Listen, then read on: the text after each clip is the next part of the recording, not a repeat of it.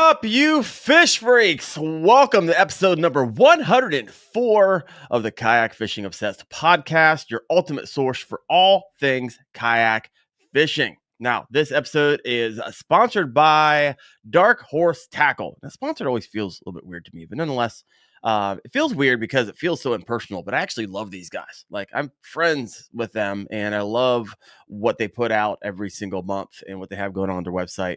Actually had them on the show, so if you missed that one, check out the Dark Horse Tackle show. But I always like to highlight a lure that's in one of their boxes. So one just came, and the one I'm going to be highlighting today is going to be a Hag's Outlier Frog. This guy right here. So I like it for a couple reasons. Got the ribbed bottoms, goes displace a lot more water.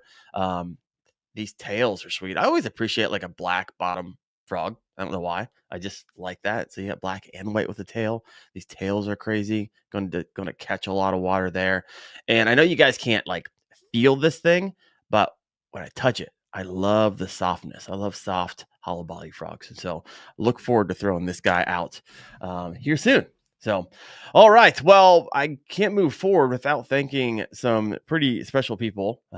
This past week, I got 5 channel members. So channel members help to support this dream we got going on.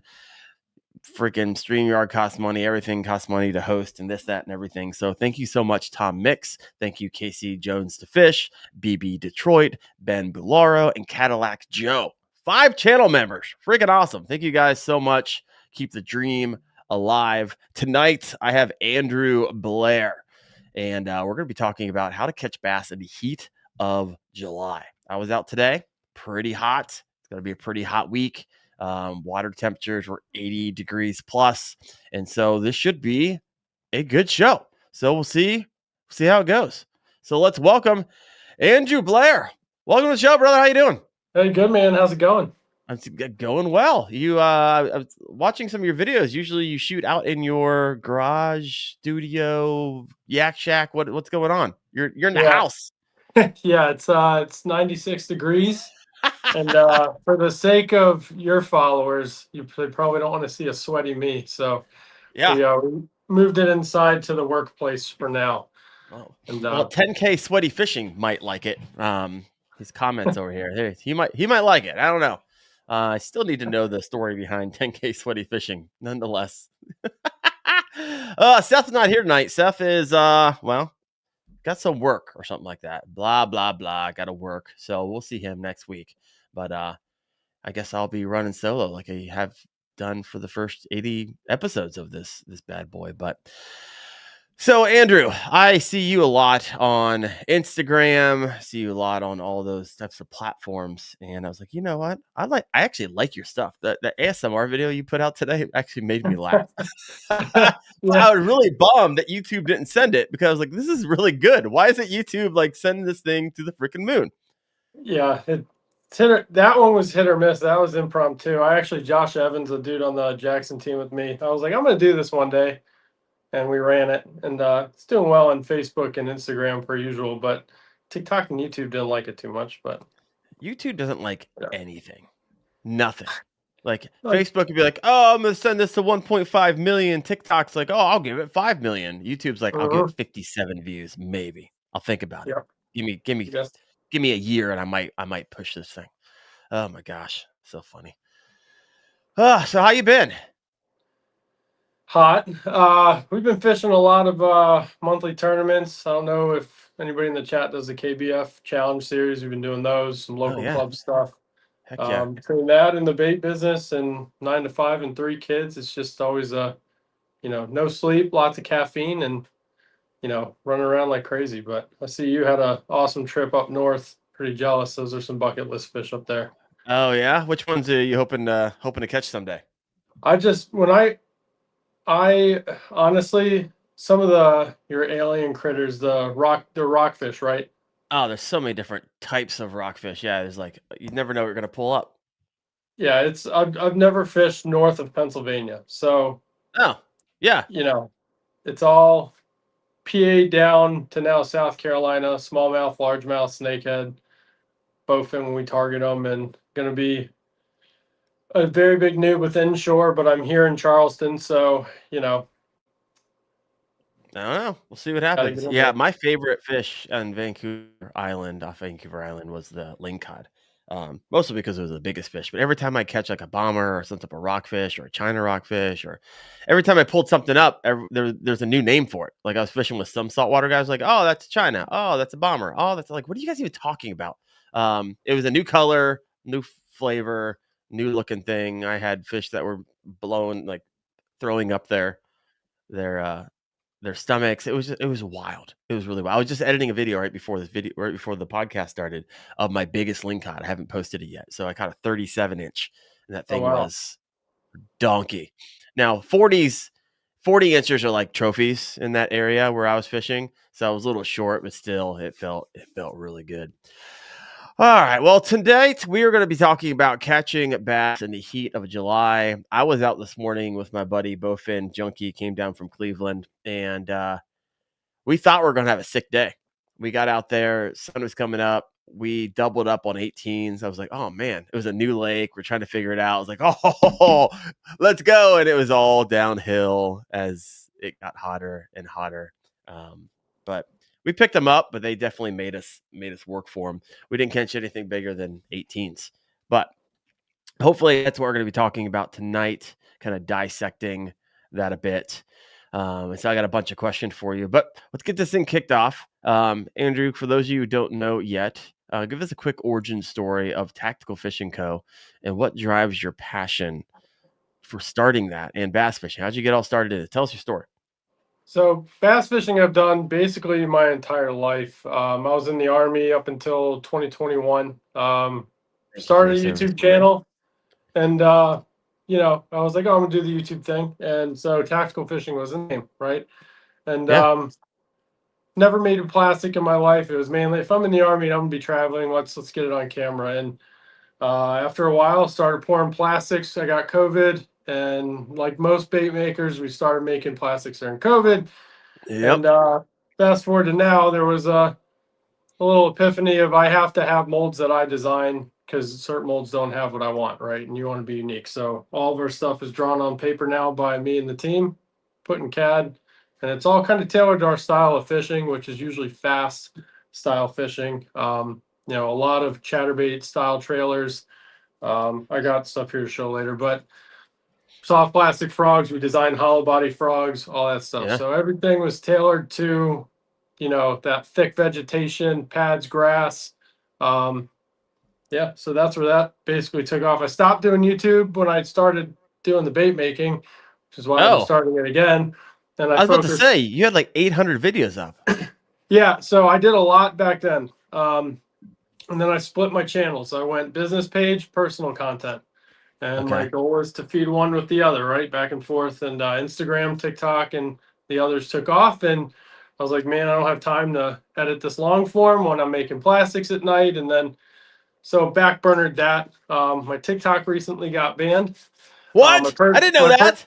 my personal one, yeah. So my personal one got banned. I was like, well, that frees up time for YouTube Do I again. want to So ask why? I want to ask why. Should I ask why? people Everybody just wants to know people why. reporting me for animal abuse because I'm fishing. That's what the report said. So Oh, PETA banned you. no, I think it's people that like to watch what I'm doing, but we all have those people. So I got it back, and then about a week later, more reports came in, and it's gone. So tactical fishing, I still have, we have 42,000 over there. I had 55,000 on mine, and that got canned. So started YouTube again another three months ago. I think it is now 3 months ago. Trying to get on the YouTube grind, get some long form out there and shorts, and you So know the one I saw today, Andrew Blair Fishing, was when you started that's weeks my ago? first. That's no the YouTube, yeah. So that used to be tactical fishing when I started. You switched the name. Got it. I So how did changed you the get 800 name. videos? Yeah. I changed the name. There's only like 30 long form videos on there though. That's the thing. So I went back No, and I get it. deleted everything that was poor that wasn't in my taste for how I want to do it now, even though you're Yeah. not saying not supposed to. I went back and deleted it, changed it to just me, and started over. We were at 2,700, I think, You doubled starting that. the year, and now I'm at 5,700. So Yeah. it's YouTube's a grind. They make you it work is for it. They it make is. you work for it. Yep. Yeah, it's a lot different than the others. Instagram and Facebook, I got pretty much dialed. TikTok, I had dialed, and you know the grind with the algorithm on each platform. You just got to figure them out and then hammer them until they change, and then figure them out again. And Yep, sounds but about right. Southwest Indiana Outdoors got a comment in here coming in for you. yeah. How's the best frogs I've thrown? There's a Right here. testimonial. Go ahead and take that. They're right there in Only that box. frogs. Oh yeah. All right, we'll get to those.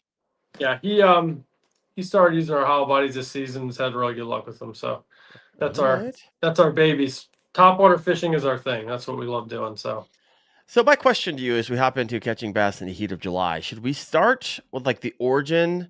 I think it'd be fun to start with like, I created a bait. This is why you created it, and this is how I fish it in July, and this is why it performs for us. So let's just kind of go through I got people in here saying I've never caught a frogfish. So you're gonna he's gonna show you how. That. I know, right? So how about you start going through some of your lures and walk us through all the way to how you fish them, on the rigs that you fish them, where you fish them, how you fish them, retrieve, all that stuff. Kind of like origin to if someone's never even heard of it before. So let's roll. We'll start with the most popular one. This is what most people know us for, and this is our minnow ready to eat. And this one kind of is the most transferred bait that we had from Maryland to here, because in the wintertime up there, we'd fish the Rappahannock and the Potomac for smallmouth, right? Yep. So this is the MRE right here. So explain that, because I take this live and I take it into a audio version. Yep. So the MRE is, if you had to describe it, it is a minnow, but instead of having standard fins, we wanted to stagger fin them.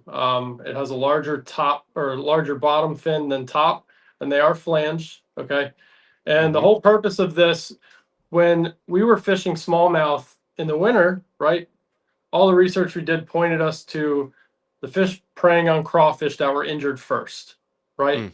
So there's an old trick where if you trim the claws on your crawfish, they're less likely to rip the claws off to wound them, right? They're just going to eat the bait. So we wanted to mimic a crawfish style claw when it was on a Ned, believe it or not. So the started as a Ned bait. Now it slowly transformed into our bladed jig trailer, and I brought some jackhammers. Everybody knows what jackhammers are. I know you have an audio version, but the MRE here, we'll do a Nevo Elite. So this is what it's going to look like. Fishing that this morning. Yep, the back. Is that a gold blade? I was fishing the exact one this morning. This is my favorite color. White chartreuse with a gold blade. I'll catch fish all across the country. It's, in my opinion, my favorite. So if you see how those tails are flailing just sitting here? Yeah. That's how they go behind the bait, right? So we ended up shifting it from a finesse plastic to a power fishing plastic spinnerbait trailer. If you're familiar with Brazalo Custom Lures, I was throwing their buzzbait this past week. So his Wee Whacker, and him and I are partnered on some of these designs too. Oh, nice. His Wee Whacker is probably my favorite buzzbait on the planet, and I'll show the chat that I've never seen one because I brought my buzzbait box. The Wee is a micro buzzbait, and this is one without anything on it, and you guys can see it's super light. I believe it's like 5 grams without any plastic on it. And with the MRE, the whole point was I wanted a micro buzzbait that kept the tracking on it. So my first time I threw the Wee Whacker, we were putting the MRE on it like this. Yeah. And we all dubbed it the MR Wee, right? So this became our most versatile bait. We ended up partnering with him to design our tack toad. So this toad here is specifically made for the Wee Whacker. It fits over perfect. Him and I sat down in CAD and we worked it out. So a lot of the baits that we draw are for a purpose that fits us, right? Because I don't know how you fish, right? So if I'm trying to produce well, I don't know how to produce a plastic and show it works unless it's something I'm comfortable fishing. So every product that we have was designed for that. So the MRE, minnow ready to eat, it transferred from Maryland down to here, but then you move south and you're throwing big Mondo speed worms. This was the first one we designed down here, and this is the private. And this one is my summertime bait, believe it or not, even though it's huge. This is tied on 5, 6 different ways on a fishing trip, and you'll catch them on it. And that's just the fish in the South, what they're looking at, what they want in their Yeah. patterns. So Really quick before you move on, you flew over the MRE. If you guys have any questions about the MRE, yeah. why do you love the Brazalo buzzbait so much? What's unique about it for you? So I am a micro bait style fisherman. Even though I'm targeting, bigger fish now in the South, I like throwing smaller presentation baits. And my problem with a larger buzz bait is usually they're too heavy, right? So if Mm, I want to slow roll the bait, even if it has a smaller blade presentation on it, it's going to drop in the water column. If a fish misses the bait, I can't slow it down so they come back and track it. right. So the Wee Whacker, a friend of mine, Aaron, was like, "You need to try this. This is more your style." I was fishing a fishery here that they did not eat the frog, and that's my number one is a popping frog first, or smallest popping frog. Okay. Weren't eating it.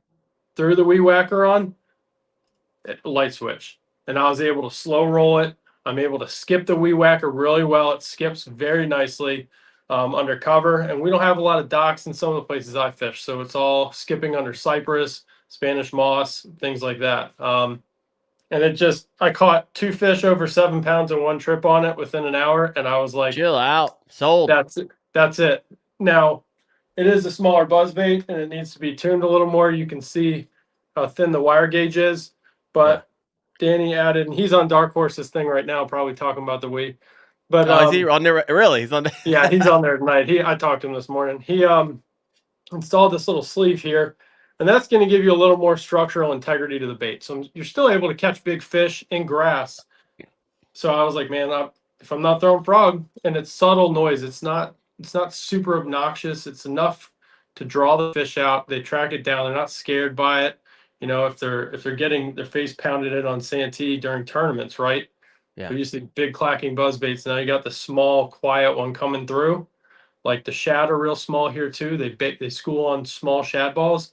Perfect. So it sold me over after the first 2 fish, and now I'm a buzzbait guy. I was never a Well, buzzbait guy before. tell us the story because Bass Hole, New Hampshire, has got a comment here.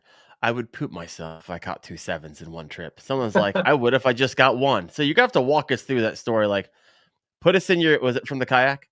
Yeah, I was live on TikTok actually during the whole Oh, thing really? too. Okay. Walk us Yeah. through kind of water temps, morning. It's kind of like give us a sense So of. I fish no graph in certain spots. No Okay. optics. I go by structure 100%. And this specific fishery, water temp was probably in the upper 80s. It was in September of last year. September, Mm, early October. I got to look. It was, yeah, that time frame. So upper 80s, right? But the key to why I think it was different is this fishery is full of hydrilla, matted hydrilla. Max depth. There's a channel that runs 14 feet. I have scanned it in the wintertime. right. But I was fishing in a column that was maybe 4 to 5 feet. And what most people don't realize, and I'm not an expert by any means, but this is just from my experience. You caught 2 7s Grass, back to back. You're more an expert than a lot of people listening in right now. well, grass not only holds, cool temps, it holds heat, right? So when you're getting in that transition period in the south with the temperatures, the grass is going to hold some of that cooler water a little longer. And my thought was, okay, let's fish the grass edges in the channel, see if any of these fish that are camped. I only fish in the morning. I don't fish evenings. I got kids and all this other stuff. So those are tied. I hear you But there. let's try to pull these fish out of the grass because in Maryland on the Potomac, I would fish a frog, during tidal conditions, right? And then when you get that transition tide, you can see where the pockets are and you can work them.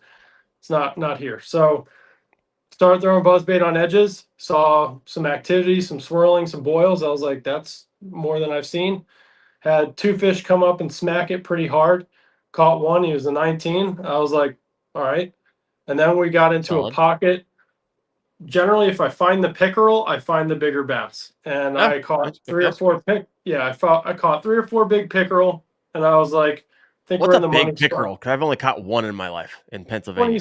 25 to 27 here That's a is big pretty big. pickerel. So I shake them off. I don't like them. They destroy your gear. But we were live. and I would do like, I would go live from 8 to 11. That was my time frame that I'd fish live. And the bite turned on at like 9. And I caught the first one. It was actually my personal best until this last fish I just caught. Is 7.62. Caught him on the buzzbait live. Came out of those grass patches I was burning it around. Ate the buzzbait at the kayak and landed that. Turn, go to the next channel, fish it exactly At the the same. kayak. Yep. It was like That was 5 feet violent, from it. really fast. Yep. Yeah. Well, it sharked. So it sharked it down.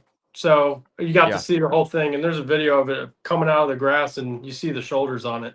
And then so we moved to the next channel, still live, caught a 6.1 right out the gate. And then the next one, I cut the live, I caught another one, he was 7.25. So it was 23 and a half, 22 and 3/4, and 23, I think, were the measurements on those fish. Heck yeah, man.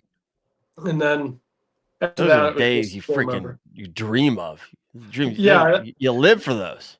Yeah, that was that month. I think I ended up with 112 inches or somewhere in that range. That was the best month I've ever had, and that kind of turned me on to South Carolina fishing. Credit if Chris is watching, Chris Platts. What's he his was with me for YouTube name? Fishing with Platts is his YouTube name. I don't Unless see him yet. You called him out, and he's not in the comments. Come on, Platts, if you're out there. So he he kind of showed me some of the techniques down here to transfer, and I always compensate. I'm like the candy man. I always bring plastics and hand out stuff to everybody. Like, here you go. Thanks for hooking me up or showing me something or pointing to that tree, and I caught a fish on it. Yeah, but it's pretty cool, man. The quality of fish down here. You always hear about Santee in this area, and it's just until you see them, you don't realize how big. I mean, I still haven't caught a 10, right? My biggest is 8.62. Well, you're from Maryland. Yeah, that's yeah. So when you see Ohio, the head on those, right, same line. I understand. Yeah, it's insane. So the buzzbait was what they wanted, so I started tying on buzzbaits religiously, and I hadn't thrown a frog. Usually a frog was always tied on, or two, and I didn't tie a frog until probably March this year. Yeah, I stopped throwing frogs as soon as I catch a 6, a 7, and a 7 as well. So, got a question. I got 2 questions for you, actually. One's coming from the audience. Braxton's Tackle Shop. So I got a question for you. How do you get a buzzbait to stay on top when I do? I have to crank it so fast. I don't think the fish can eat it. It's weight, plastic size, and then you gotta. It's your overall weight. Could be a line. Right? What depends what line you're using. I mean, so some people generally, yeah, I use braid for everything, and then I know people are going to scorn me. Even in the summer, I use braid because I fish a very specific way. I wouldn't scorn you. I use braid. Yeah, I don't use leaders. I use nothing. The only time I use fluorocarbon is if I'm smallmouth fishing. That's the only time. That's it. With the it depends what size blade, how big, and how heavy the buzzbait are to start. Right. You also have to look at your reel itself. Right. The higher gear ratio reels, how many turns per handle, right? How many feet per turn? That plays a big factor in it as well. For me, generally, I run a buzzbait on 7 to 8 gear ratio. And target weight with a plastic, I'm looking at 14 to 17 grams. And that seems like a very specific number, but it is because it's pretty specific. With this is an E-blade, right? The smallest blade that they have. An E-blade. Generally, for a bigger one, I'll go with a C blade, and this is their M1 with the C blade. You can still slow roll these. You just have to make sure if this lure head is 3/8 ounce, I'm not going to put a toad on it, right? Because that's going to make this overall bait even heavier.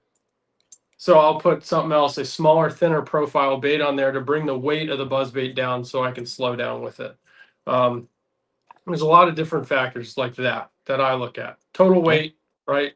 And blade size. Do you literally like gram these things out? Do you like put it on the scale and be like, nope, it's this is like because we do it. So we do it with the hollow body frogs. When we design the frogs, we have to gram them out because they're so small. Some of them are 2.25 inches. So 1 gram will change the complete angle of sitting for the frog in the water with the hooks you're using, how long the skirts are. So I'm pretty we're very adamant on weighing out our plastics when you shoot a mold, right? When we design the mold, the cavity fill and weight. You want to make sure that the weight isn't too much. Our minnow, our straight tail minnow right here, and the MRE weigh exactly the same. And there's a reason, because I run them in the same applications, and I don't want it to change how the bait is going to react with it as a trailer. So we weigh a lot of things. Well, I like how much you geek out about it. It's not about Oh, shooting and selling. You're like, hey, this has got to be perfect. Perfect. I will nerd. That's why I got into it, man. I'm an engineer by trade. For work, I work in communication stuff, satellite work, and you can get Oh, when really you said 9 to technical. 5, I thought you meant your bait company. Oh no, No. no. This Oh is still crap. the. You got 9 to 5 bait company and trying to do content creation. I tip my hat to you, my friend. This is the 9 to 1 a.m. and then get up and do it again. Heck So yeah. Grind. I love the grind. So appreciate that. My second question for you was your move from Maryland, which is kind of like Ohio. We're like on the same line across the country. A lot of fishing's a lot the same as well. To the Carolinas, where you're at now, right? What are the biggest differences that you've noticed in breaking down a lake, fishing in general, lures that you use? Kind of walk us through that transition for you, because you recently just made it. You just moved down there like a year ago, correct? yeah. Hit me. Biggest thing off the gate, depth. Um, a lot of the fisheries, big lake fisheries that I'm targeting in Maryland, your reservoirs are deep. You have 60 to 100-foot deep reservoirs, so you can target some of those drop offs in cooler water right in the summertime. Mm. Some of the deeper water vegetation you can target. Here it's not like Lake Marion and Lake Moultrie, Santee Cooper, right? You're 100, 200 yards off and you're 5 feet deep. So It's there's, like when I was in our fishing today. reservoir where I'm filming, a lot of our stuff is a very pressured reservoir, and that's another thing. I like to fish pressured fisheries just because it's more challenging for me. The reservoir we're fishing, the deepest hole I found is 14 feet, and it's in a little cove in the Oh wow. back. Mainly, it's like 6 to 8 in the middle, and then you're fishing sub 5 foot, right? So, right off the gate in the summer, I'm learning July for the first time here, right? I moved here in June last year. Didn't really get to fish as much as I wanted to until that August September timeframe. Depth huge. Temperature obviously is going to go with depth. Structure is 100% different. Cypress trees are a different animal than timber. Just Oh, in I bet. buckbrush, we had buckbrush up there. Deep water hydrilla is, there's submerged grass here, and you target that. When you target that, you find them because it's sand bottom most other places here, that Okay. I've seen. Um, but for me, I'm still looking for pads and grass, floating grass of any type. That is my comfort zone. Most of the time, you find standing cypress trees within both of those, then I'm in heaven, because I can throw a jig or a shaky head at the tree, or I can frog, throw a speed worm, drop stuff on pad edges, right? Because you have your cover. A lot of the bigger fish come up from main lake into the pads, and they Mm-hmm. sit and they try to feed on the small bait. So it's we don't have, and in Maryland, it's a little bit, it's more overwhelming to me in Maryland because I try not to use optics as much as I can. And that Mm-hmm. sounds weird with everything we have. We're on a Garmin 93 SV, and I use my That's what I got. I use my mapping just to mark fish and any structure I find, and I use down imaging seldom because I'm usually in thick stuff and it won't even scan. So, Sure. yeah, the depth is really it's throwing me off, because then you got to find where they went to, right? As opposed to, oh man, I see that main lake point and there's a drop off, right? I know generally something's going to be In that near there. vicinity, right? Not here. You got they are, but they're not. You got to go find them a little more. Interesting. Fascinating. All right, we're at 32 minutes, and I was teasing out at the beginning of the show. Andrew texted me today, and he's like, "Hey, would it be okay if we do like a giveaway?" I was like, "Heck yeah! I'll go get the giveaway tool set up." And so we're gonna do a giveaway here in a second. So let me share real quick. I'm gonna share my screen. All right. So what we're gonna do is, if you guys write in the comment section, tactical for tacticalfishingco.com, which is Andrew's company. If you type in tactical, and all these entries should start coming in here in just a moment. Let me see. So y'all got to write. There we go. There it comes 2. All right. So we'll let this go for a minute. You got to write tactical in there. We'll do the giveaway here. Actually, we're going to do 3 of them. So we're giving away 3 $35 gift cards to tacticalfishingco.com, which is all the lures, well, all the soft plastics that we're talking about right now. So I'm going to go ahead and hide the screen at the moment. Go ahead and write in tactical, and we'll continue this conversation. Walk us through some more of your baits. You walked us through the MRE. You just started getting into the frog, and we went on a giant bunny trail, which I personally enjoyed. So thank you. Yeah. So the frogs, and some people are scared of the colors because we like reds and pinks, very visible. And for the people that, the viewers that talk about frog fishing, right, we'll go into why bright colors are essential for us. But so our main frogs were designed in the snakehead community because we needed tough, smaller frogs, right? So I'll show my favorite. This is our B2. Okay. VMC. We picked VMC hooks on them, and they're not made with the standard plastic that most frogs are. This is another material. So I have one guy make these for me. Tied noses so we don't have any sliding. Flat nose because I like to slap the belly of my frog, and this adds as is like a little pad. And they're pre-weighted, and we measure them out. Like I said, the grams are important. So they're pre-tuned, no boiling. You don't have to bend your hooks up, and they sit water line with hook tips at point. So this is our biggest frog. This is my grass guy right here, the B2. Okay. It's Our got like a newest, little. Is the skirts cut that long when you get it? so I cut them a little bit just because All right, that's here pretty short. I've had, so this is the standard how I leave them. A little bit. You butch that thing. No. So so the head wobble on this, if you have a longer skirt, it's going to throw off how it wobbles. Sure. And what it does is it hunts on its own a little bit, right? Okay. So rod tip down, reeling it, and it's going to hunt. The weighting is so tight on this. If I put anything larger than that, it's going to stick it up a little higher than I want it. And when you get into snakehead and stuff like that, that was like one of the benchmarks. Snakehead eat from the rear, right? More so than bass, where they'll turn on it. I've never caught a snakehead, so I got to get down there with you, and you got to put me on them. Yeah, we'll have to meet up in Maryland, man. It's a blast, but I do not like short striking, and having a 1.5 inch skirt as opposed to like a long 2 or 3, we get a lot less short strikes on it. I could always get them made longer, but I personally, that's how I wanted them. Yeah. For our general frog community, right? And most of those guys are snakehead. This is our walking lizard, and it looks interesting with a blade, but it's called the Rizzard, right? And it is a self-walking frog with a line tie, kind of like a built-in knot. line tie. All right, Yeah. loop knot. So blade for flash, but it also clacks against your weight. And this one fully walks on its own. So if you reel this slow, it's going to go back and forth, do the thing. Plenty of video on that. But this was our first drawing of a frog. We just released it again with a blade mod, and then changed the hook angle on them a little bit. Hook gap, we wanted external weighting, if you can see it there. So you have a decent hook gap for the snakehead, right? And then Kevlar line tie prevents break-offs. It's tied directly to the hook itself. Braxton Tackle Shop says, need it. I need it. We are always sold out. Like, if you follow us, you will see our frogs get sold out within. That is our biggest thing. Really? Right? Sold out? Yes. How fast?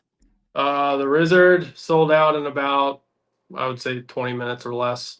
Well, Braxton, if you need it, you have to be quick on the draw, my friend. Yeah, if shops want them, I tell them to message me, and I'll add them to our restocks. But our one of the smaller. This is the pad slasher. My camera's on the wrong side. Well, really quick, before you hop into this, so how does someone get on, like, to know they're available online? Do you have like an email list that people can hop on, and then basically you pick up the email, hey, they're available, and 20 minutes later they're gone? Yeah. All right, head over to tacticalfishingco.com. Yeah, so and you can check that out. We'll be restocking frogs next week. We have almost I would say almost 1,500 frogs that we're restocking. So Ooh, juicy. it's Those will last 25 minutes. yeah, the Rizzard is the one that was newest, but this you can see the pink a little easier. This is the pad slasher, kind of like a scum frog body with the hooks, the hook humps built in, a little Yeah. smaller of a nose. This is 2 and 2.3 inches, but um, line tie front. And all of these basically I'm throwing in the thick cover, right? So we want to line tie them so they don't slide down your hooks and stab themselves, right? Fish are notorious for doing it when they pull on the skirts. It's going to pull that nose down, so we tie them. And then the one that, Real quick, yeah, hook angle for all this stuff. Is it yep. different from lure to lure? Uh, so we use the same hooks on 2 and 2, right? So we have to change the body shape based on that hook. So with the slasher, if you see how, can you see that little gap in Yeah, I between? do. Okay, so we wanted the angle when it's sitting in the water, it's going to be like this, and your Yeah. water line is going to be touching the tips. You have to change the weight, right? With the B2, they use the same, here's the black version of it, the same hooks, but because of how long the frog is, the buoyancy is holding more air inside of here because the tide knows it's going to sit more flush, right? Yeah. So obviously the body had to be changed in styling. So those hooks still have, they're right on the top, they're not on the side. So as soon as it depresses, that fish gets got, right? So we Stuck. do Yep. change the body to the hooks we want to use. We test hooks and we don't like them. We end up, find new hooks and tweak the body slightly. We've done that a few times over the years. But Do- the one that most people use from us is this really small popper here. And I trim the skirts down real low, but this is our dragon pop. And this is by far Ah. our most popular frog, hands Is down. that the red pad slasher? No, this is the dragon pop. The dragon pop. There you Yeah, go. this one is, and if any of my guys are my team are in here, this is the one. Like most of our snakehead guys in Bass, Southwest Indiana has been using this in the leopard color, which is this one has been destroyed by fish, but in this color, and we use vibrance, right? And this is where the learning comes. Frogging and heavy vegetation is a lot of visual, right? If you're throwing a black or a dark brown frog on dead pad fields or on hydrilla mats, it is going to be a lot harder to see if the fish actually ate the frog and took it or missed it, right? So when we're fishing some of these reds and these pinks, it's because we're making bomb long casts because the fish are skittish, right? And we want to see if the frog is gone, and you can do that kind of like a bobber right in the middle of the Yeah, that water. makes sense. I'm following your logic. Yep, no pink. Oh, that means it's time to set the hook, right? And so that's why I use a lot of if you see any of my videos, it's a pink or a red because I fish it quick. I fish it in really heavy stuff. And if I don't see that, that flash of color, I know it's under the water. They got it and it's time to roll. Yeah, because So, sometimes it's not like the violent, like blow up. Sometimes it's a mm-hmm. right. You got that long, but I love that you didn't try to go into the science of color for the sake of that's what frogs see. You're like, no, I want to see that thing's gone or not. So, Yeah.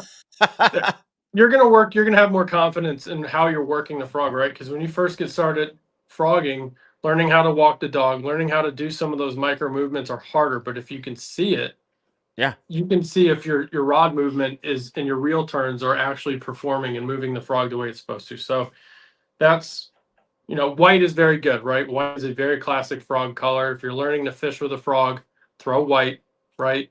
It's easy to see, or a green or a yellow, like the Kayak frog has a very nice chartreuse or green throat. That's a good one to start with. I love it. All right, so let's pause for a second. And so Yep. if you just hopped on recently, about 5-7 minutes ago, if you write tactical in the comment section, we're going to give away. Let's give away one right now. We'll do another one toward the end of the show, or two more toward the end of the show. All right, so write tactical if you have not. And also, thank you, Stinky River Tom, throwing some money our way. So appreciate that. All right, so write tactical. You got about 5 seconds to do it. And we're going to give away something. We have 29 entries, but 63 people online right now. And I'll just So need their email address. It's a virtual gift card, and those will get out to them tonight. yeah, whoa, come on. Oh, we got 30. All right, we're gonna do the draw. You can't win more than once. So we got 32 people in. Let's head over here to giveaway tool in 5, 4, 3, 2, 1. Oh, 2 more people got it in there. Draw. All right. Who is the winner of the first $35 gift card to tacticalfishco.com? That is going to be 10K Sweaty Fishing, my man. All right. So your email, Andrew, do you mind throwing it out there or not? I can do mine. Yeah, I mean, Tactical Fishing Company LLC at gmail.com. There you go. So, or it's on the website too, tacticalfishingco.com. Scroll the bottom, emails on there. Shoot me a message. Or you can message me on Facebook here. My Facebook is linked. Only 10K Sweaty's Fishing. So if Andrew gets 3 people like, hey, one, he's gonna figure this thing out. So yeah, right. just say you're 10K Sweaty. And I'll be like, gotcha. You're gonna have like 19 people. Hey, I'm 10K Sweaty Fishing. Oh, please send me your digital code. Oh, I love it. All right, we're gonna do a couple more here in about 15 minutes or so. So, all right, let's keep this party going. Do you have any other baits for us? Yeah, so I'll just run you through kind of real quick. We can you don't need to go quick. This is the private. Hold your comments. It is a 7-inch worm. So I didn't really fish big worms until we moved here, right? It is a mag speed worm. You can see the flail tail on that. It's more like a dragon tail. There's a lot of video on that on the channel. Of this has like a very flowy action, right? It's not the vibrant, fast speed tail, more like a bait fish, right? So this is our newest design down here. Deeper rib cuts in that bait. And this is probably my most diverse plastic for right now. I burn it on top water with a 5/0 hook over pads. I drop it on pad edges, right? Does really well on a shaky head. That's what I caught my personal best on. We designed it. If you pop the tail off, it's a taper tail and becomes a mag shaky head worm. So if you're into shaky heads, this is our mag shaky worm. So that was our newest one down here is the private. The combat craw is kind of the most versatile if you've heard of Battle Baits or any of those brands. I got a couple of those in my box. So Flint and I are really good buddies, and the combat craw was drawn to fit the brush bomb to a T. That is what I drew this thing for, was the brush bomb to scale. So it is 3.5 inches, smaller craw, right? Tube-shaped body, has good action, fits on a jig. But what I like to use it for, if you get those pinchers that get cut off, it turns into a Ned, a little finesse Ned. And so the combat craw was another one we pulled down here. All your lures are like 2 or 3 in 1 lures. I always multi-purpose. That's my deal. It has to be a multi-purpose bait. Yep. Everything has 2 purposes. That is like tactical. Really? Right? All right, that's your deal. Yep. I mean, that makes sense. Tactical fishing. You got to have multiple. I wanted to cover a lot of different things because I don't want to come out with 30 molds. So if I make 10, the Tactoad, this is our Brazalo collab right here. That looks juicy, by the way. That color and everything. I want it. I need. This is called Busta, and it was named after Don Bustamante. He's an angler here that was, put us on some fish with this color. So we ended up, it's like the deal, right? It's like Z-Man, the deal. I just don't steal the name. But this was made for the Wee Whacker. After I started catching fish on the Wee, Danny and I got on the phone and started drawing, and this is made to fit the Wee Whacker perfectly. Now I needed to fulfill a swim frog option for me because I swim frogs on belly weighted swim bait hooks right through pads. I love subsurface frogs. Yep. Love them. Or underspins, right? So it had to be a thick body so it could hide that hook. That's why it's curved. And then if you pop your feet down, they detach and they're like 2 little grub tails swimming behind it. So swim frog, buzzbait frog, 3.6 inches. So it's a little smaller. We got a 4.2 coming out here soon for his bushwhacker and stuff. He wanted a bigger one. So, I got the Elite. So I'll have to. The Elite is a good one. Got it. Yep, yeah, but the tack toad, the M1, the bushwhacker, it fits up to that lower body. But how he designed some of them, like the Pro Elite, you slide it over that weight, right? And with the Pro Elite, or with, this is what the patch slapper version. You can see you don't need a stinger hook with these. It protrudes it out the back. So this is the tack toad on the bushwhacker, and that's pulled over the weight. Okay. So that's the tack toad. The missile minnow. This was another one of those. I need a specific bait. I fish flukes a lot. I like single tail flukes because I can use them as a bladed jig trailer or 100%. a shaky head. So some people scope with this. I don't live scope, so I don't try to market it as that. But this is 4.5 inches, has your hook fins on the top to hide your hooks. Bladed jig trailer, right? You got your hook slot on the belly if you can see it. Yep. Shaky head, Ned, right? So this is when I go bowfin hunting. This is my weapon of choice for bottom feeding fish. It would be my smallmouth bait. That's what it was originally going to be intended for. So Yeah. then, Those two little, like, at the tail, it's moving so fast on the video, but those two little knobs, is that what it is? Got it. yep, yeah, and these are my personal ones, so they're a little crimped out from being in the box. But yeah, two little balls there, and then we incorporated a skeg. If you can Yeah. see the skeg there, I can that see it. just helps it. That helps weight distribution on the tail. So it's going to counterweight it, make it swing more. It's not as like tight as most single tails are. And then the hook slots, we V tapered this bait so it rolls really well. So I fish it on a jig head. So you get that water distribution on the side instead of a round bait that you have to force roll. The water will hit off these flat sides a little easier. So that's the minnow. I don't fish Really the minnow as quick. much as yeah. Yeah, I got some comments I want to read Yeah, here. yeah. So we have Mo Bryan. I caught a 10-pound bass with your frog, bro. Did you really? That's no joke. That's awesome, Yeah, man. send them things in, man. Yeah, I gotta send those photos in. We're starting a program. I'll say it here. We're getting coins. I'm Army guy, like Yeah. coins. So we're doing a staggered program with coins and incentive rewards. So 10 pounds is one of them. Shoot me a message if you did with a picture, and I'll give you the first one. But it's a nice medallion, There you go, Mo aluminum Bryan. coin, right? So have your weight of your fish on it and stuff. We're gonna make those to order for people. It's gonna be pretty cool. Nice. ZMRC Fishing Videos says the That's Dragon Pop is a tournament machine. so Richie is on my design team. This is his baby. If you want to check out Lizard this is Zizzard, what do you call it again? the Rizzard. The And the Lizard. dragon and the Dragon Pop is also his child. He has a few videos on YouTube here. He caught over 50 snakehead in a day on this thing. He's caught Jeez. over 100, I think, this year on the one that he's fishing. In a day? Yeah, one day. Oh, check out his YouTube. If you want to see snakehead fishing, ZMRC is who you gotta look at. The guy is Where a does he magician. live? I need to go catch it. I've Maryland. never caught a snakehead in my entire life. Oh my Maryland. gosh. Yeah. Hit me up sometime, man. I'm planning a trip out there late summer, early fall, and we Potomac River is loaded, man. Big old green Threaten fish me with a good time. tons of snakehead. Yeah, it's great. But Richie, ZMRC, he keeps me motivated with the frogs because I don't fish them as much now. He helps me design. He's in the chats with our guy that helps make them for us. So he's a big part of why these things are as good as they are, is because of him. So if you fish them, thank him. He's the one that tests them more than I do now.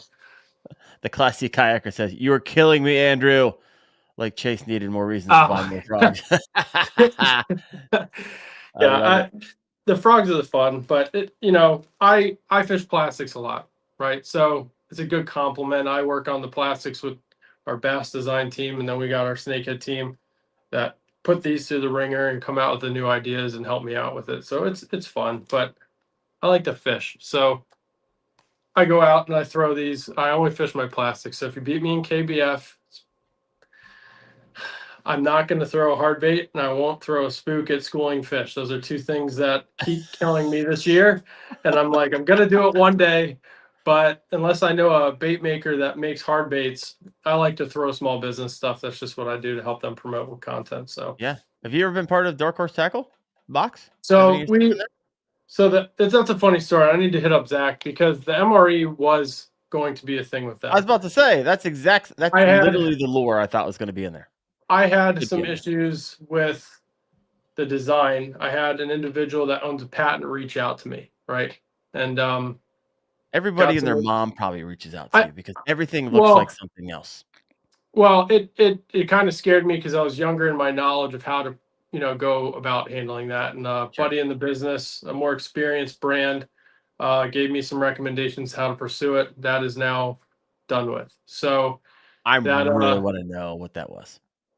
it's Rage, the Rage patent. They go after everybody. Oh, everybody. Yeah. Yeah. I've heard of this story probably 7 times over. Yeah. Yeah. So for me, I work in an environment for my day job that I can't take a risk with that. So Yeah. it was more of let's do what other people are saying other businesses that know the process are suggesting, right? And then I moved, right? That was right before I moved. Um, but I made sure to hook them up with a friend in the business for that specific box. Yeah, but Dark Horse, I need to message him. I need to change my address. I was subscribed to them. Love their stuff. They small business bait maker, US bait maker stuff. They do phenomenal work. So Yeah. those you guys already is sponsored by it, but it's a great box. I purchased it. I have them out there. They have great stuff. A lot of these things you see, Yeah. the Brazalo, all mini that stuff. guns, mini gun, all the battle baits, the Brazalo stuff. All my friends in the industry, they're all in the box. So it's good stuff. All right. So this little pause, we're gonna do another giveaway.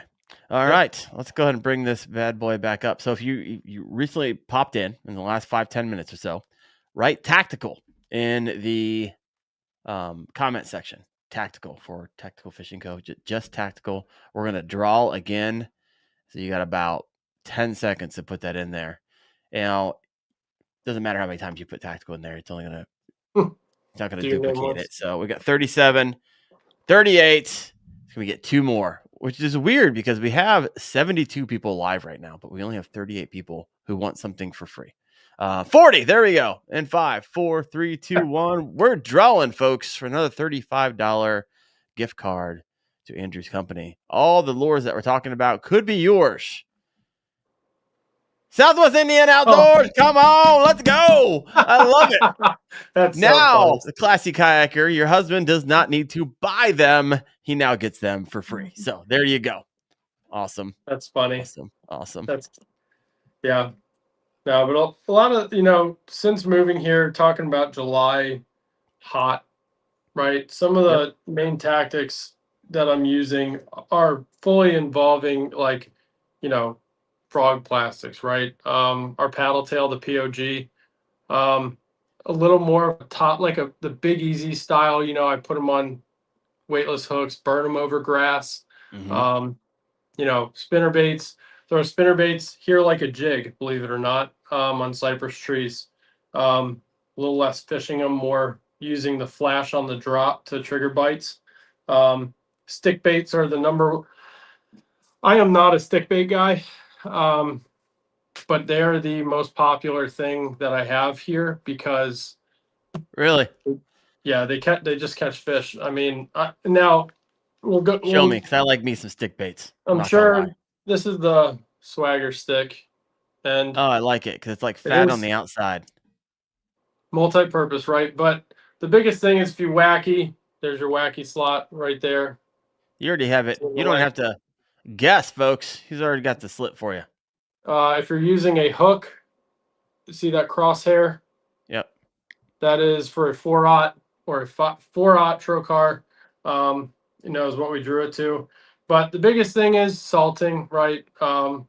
We may or may not have taken a lot of different stick baits, melted them down, injected them into our molds, weighed each individual bait to figure out how much salt we need in these. So the May or may following not have, folks. May or may not have. And again, Chris isn't in here, but Chris is the one that provided the test baits to do so. So a lot of people here run it on a shaky head. Wacky rig is big here, weightless Texas rig.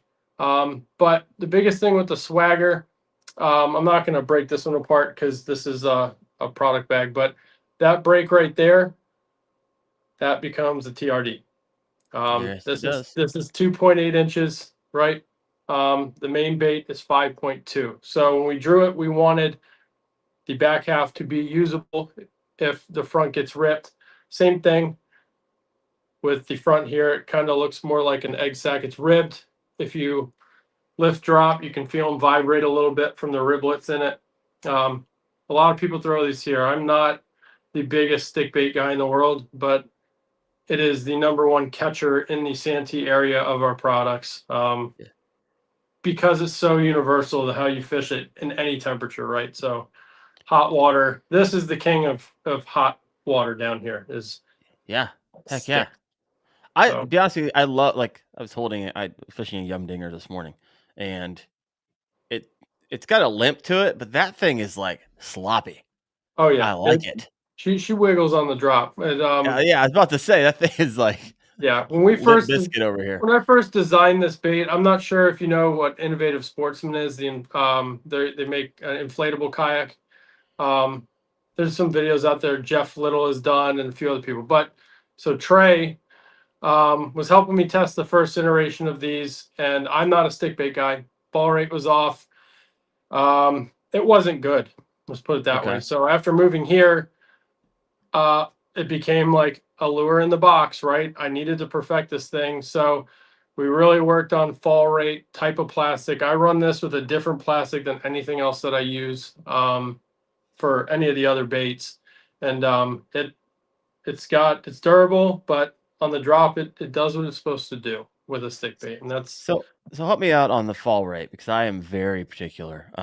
I love the Yamamotos, but there's a lot of other lures that I don't even know exist, like this one until tonight, and it's just a noticeable difference when you have that fall rate and it falls and it wiggles. I mean, literally, it's night and day if it's someone who fish a lot of worms, and so in relation to how does that one perform? I have a feeling I'm gonna be buying some of these. I'm the winner of the third $35 gift card. Sorry, everybody. I'm going to be buying some stuff so. from Andrew Blair tonight. Just kidding. We're going to give away one more at the end. I will say that and Gambler were some of the test baits that we wanted to emulate. So Okay. it is very, very comparable. A lot of now Yamamoto does do a sand blend in some of their stuff, right? On their laminate, sand bottom, salt top. So I can't replicate that. So you're going to get a little difference. But a lot of people that I know that fish a Yami are fishing these now, right? Okay. And they're seeing success. I'm not going to say the Senko is the all time best stick bait ever manufactured. Like Freaking, I yeah. don't The care goat. what saying. It is the standard, right? Yum dingers are cheap. I throw those. Used to throw them on shaky heads, right? Because they do what they're supposed to do. I throw them if Um, I don't want my worm to sink. Like if I have like 6 inches of water column, I'm pulling out the yeah, yum dinger because yeah. I know it doesn't So sink very fast. yeah, I use spear point for hooks. So spear point size 2, right? It's a medium to with a size 2 with braid. It's about it's a medium to fast fall rate for that setup because the hook is bigger. If you go a little bit lighter of a hook, lighter gauge hook, because we have both in here and you'll bend hooks out. Lighter gauge hook, it is that medium fall that emulates a Gambler or a Yamamoto. It is Yeah. very, very similar. I like it. So that is a good All right. idea. I need to do a water video. I haven't done one since we changed it. Yeah. Heck yeah. All right, we're over an hour here. I like it. This is fun. If you haven't done so yet, one, please hit that like button on this video that is live right now, wherever you're at. Most of you guys are on YouTube and girls. So hit that. We'll get some extra yardage out of this video when it's all said and done. But if you haven't done so, hit write tactical in the comment section. We're going to give away one more $35 gift card to Andrew's company. And we're just walking through all these lures. So this is fun. What else you got for us? The last one, well, we showed the paddle tail briefly. It's a paddle tail, right? I drew it so it can be salt as well. This was actually my first drawing and is the bomber bug. Bomber bug. All right.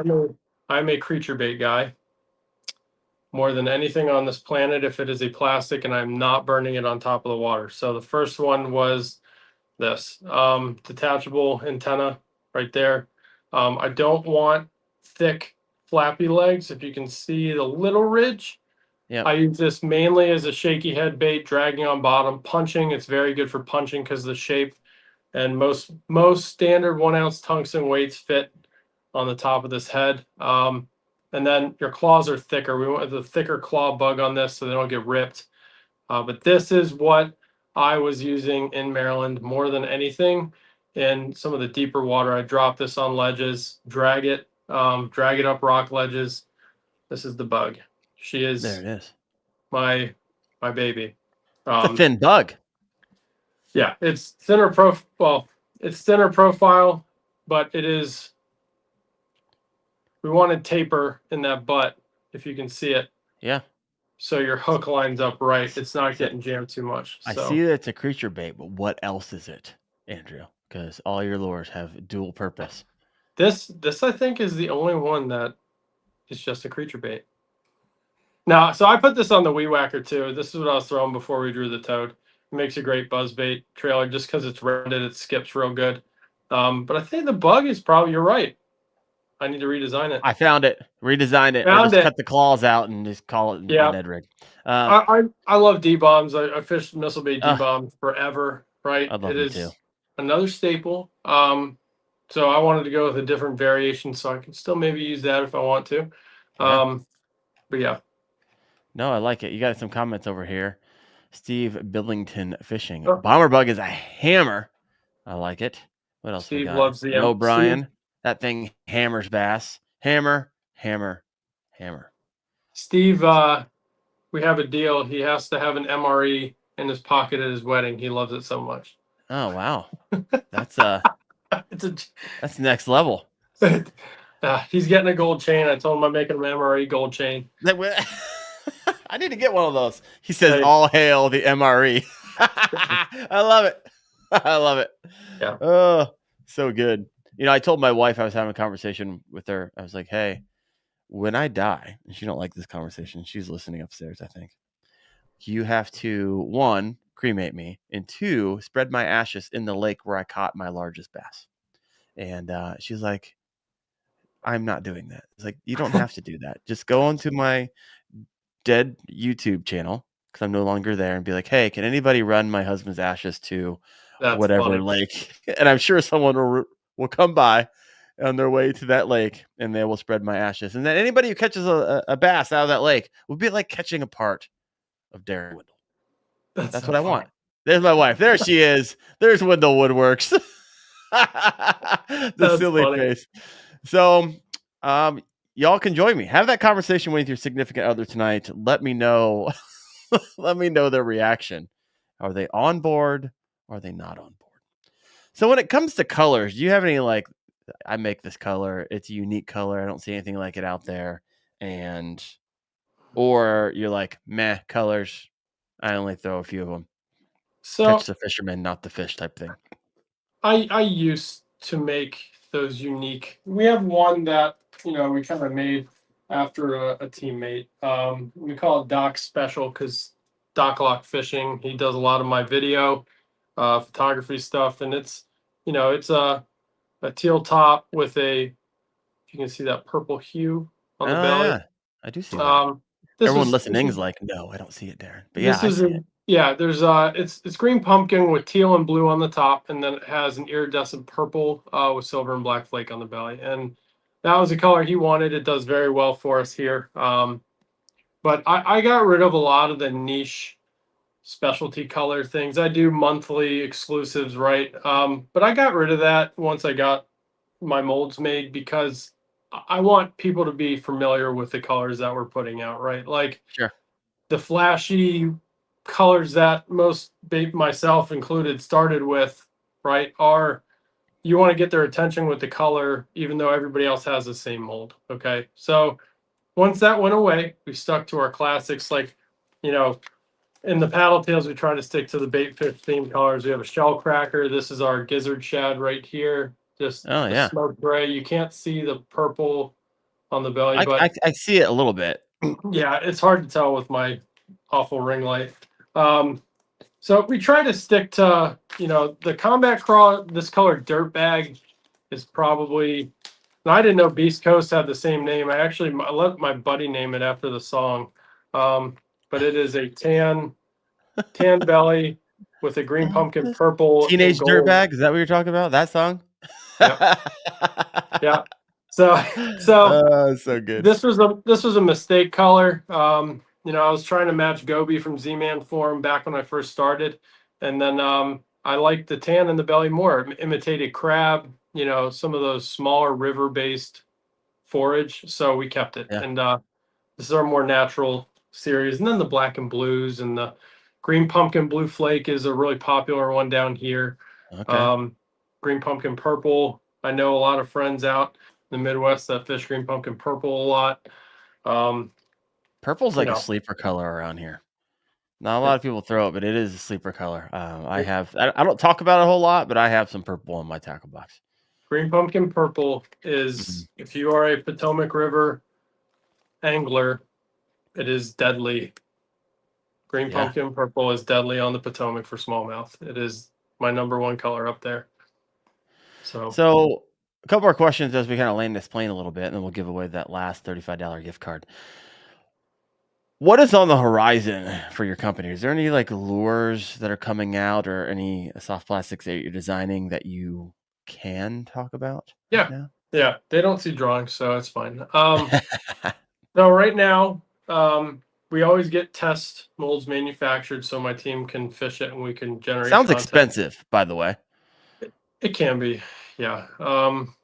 Test molds are not. My mold guy likes me now, so he kind of hooks it up a little bit. But All right.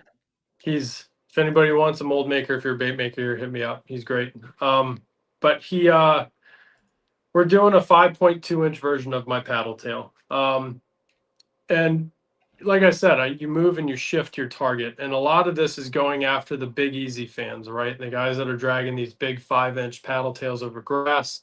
Also to appease our saltwater guys up in Maryland that fish for big striper and stuff like that in the winter.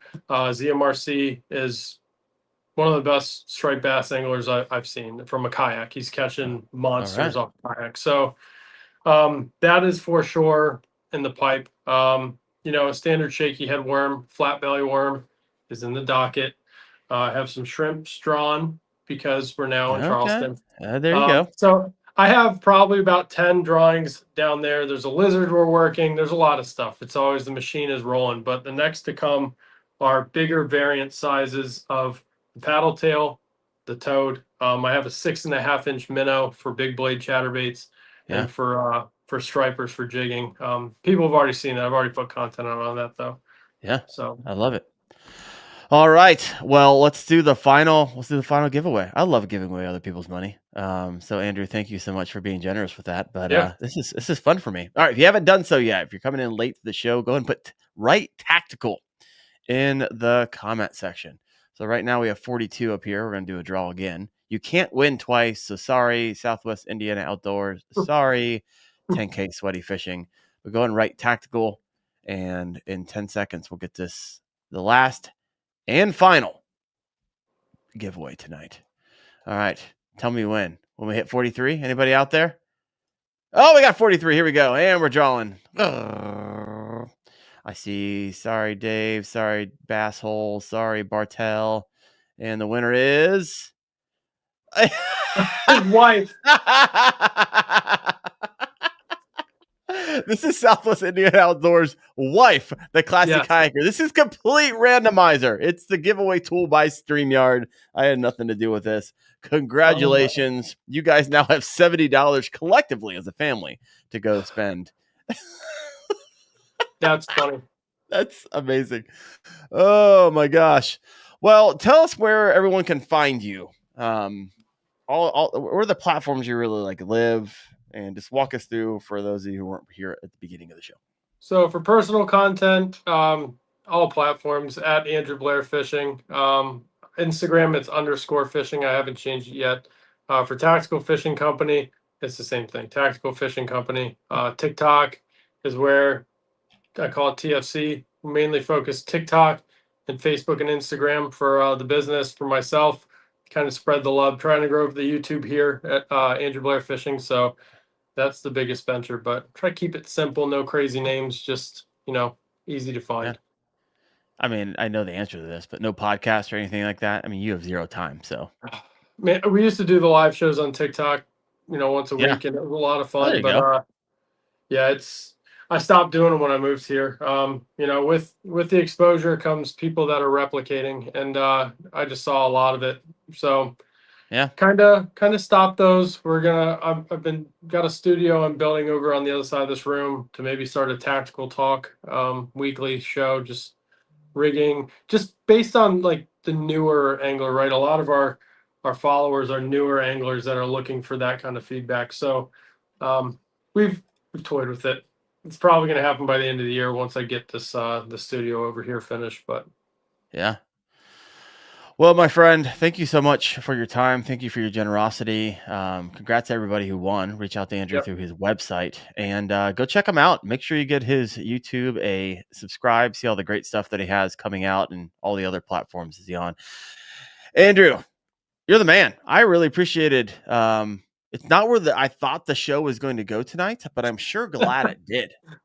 I don't really know where the show. I mean, I literally I prep for these shows. I have like 30 questions. I got to one, which was the intro question, and then we just went. And so it was really natural, and it was a lot of fun for me. I didn't know that you did all this stuff. I knew you as a content creator. I didn't know you as the businessman. I try to divide it. So I'm glad you said that. I try to keep it divided very well. You keep it divided really well. So you did a good job there. So well done. And so everyone, we are going to be next week. What is next week? Is next week iCast? Yeah. What week is No, this? I got It's 2 the week of weeks. the 18th. Not next week. I'll be here next week. We'll have the podcast next week, 8:30 p.m. Eastern. The following week, I'm heading down to iCast, so I'm going to be pumping out a trillion shorts about what's happening there, and we can do a bunch of videos on the way back. So I'm excited about that. But Andrew, thank you so much for your time. Everyone go check them out, and you guys have a great night. We'll see you next Tuesday at 8:30 p.m. Eastern on the Kayak Fishing Obsessed show. And also a big thank you to Dark Horse Tackle. You guys are freaking awesome. We talked about it a few times, but if you haven't checked out Dark Horse Tackle, the sponsor of the show, go and do that, darkhorsetackle.com. You guys have a good one. See you.